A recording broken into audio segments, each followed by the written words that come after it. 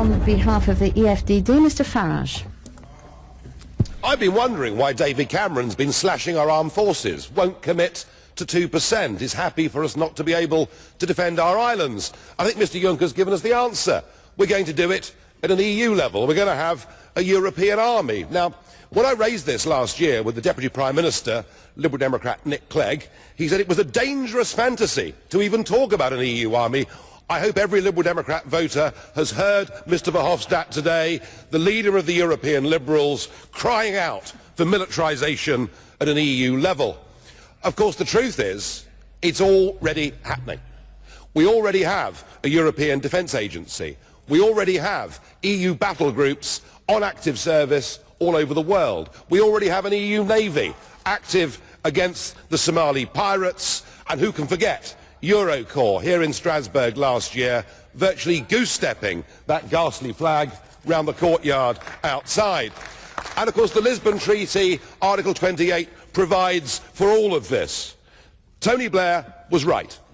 He said the European Union is not a project about peace, it's a project about power.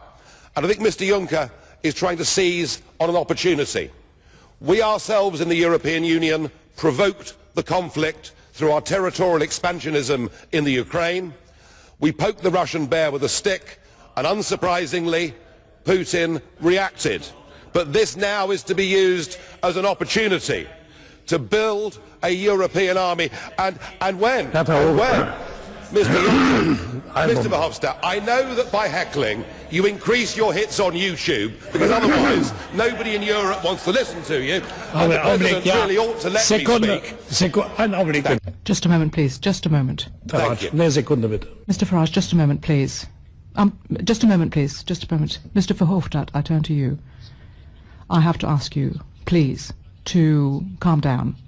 You may not like this speech, but we are Democrats and we listen to you too. So please do not interrupt. Well, we certainly are Democrats, and we've never shouted you down, but you always try and shout us down. The point I was making is this. The opportunity is being seized, and Mr Juncker said we must convey to Russia that we are serious. Who do you think you are kidding, Mr Juncker? We do not want any part of an EU army, and I doubt the rest of the peoples of Europe do either. Thank you. Well, it's a bit of fun. So, Herr Farage. Thank you, Mr Farage. You've exhausted your speaking time. We extended it even. Now, Mr Verhofstadt, we've brought him back to reason. However, ja gut, Vernunft ist immer eine Definition. Well, reason is a question of definition, I suppose. But anyway,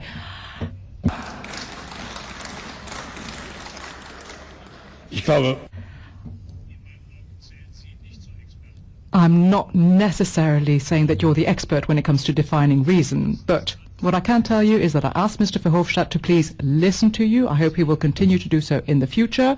And to all of you, I would ask you also to make sure that you respect flags of whatever nature.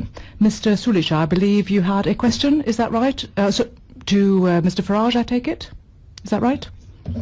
In fact, I would like to ask Mr Farage, what do you think that we should have to do, Mr Farage, when Russia, for example, is supporting with the most modern armaments, you know, the separatists?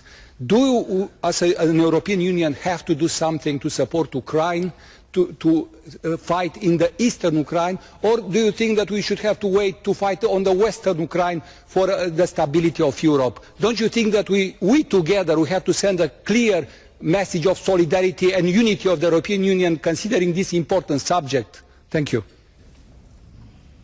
Speech. We, through our territorial ambitions, provoked the overthrow of an albeit corrupt but democratically elected leader in the Ukraine. We have provoked this crisis. Now the question you ask is, what do we do from here?